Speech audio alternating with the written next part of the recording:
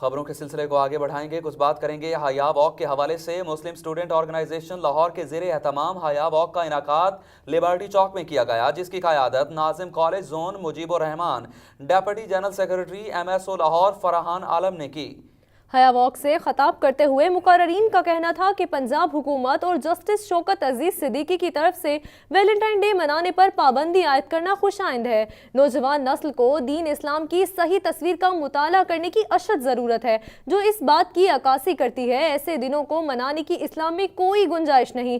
فحاشی اور ریانی کے سوا ان دنوں کی کوئی اصل حقیقت نہیں، بلکہ صرف اور صرف نوجوان نسل کو گمراہ کرنے کا ذریعہ ہے۔ ملک و ملت کے کام آنے والے نوجوانوں میں بے حیائی کو پھیلا کر مغرب کا اعلی کار بنایا جا رہا ہے۔ مغربی ایجنڈوں پر کار بند ٹولوں نے مستقبل کے معماروں کو تباہی کے راستے پر ڈال دیا ہے۔ ویلنٹائن ڈے اور اس جیسی دوسری خرافات سے غیر اسلامی روایات فروغ پا رہی ہیں۔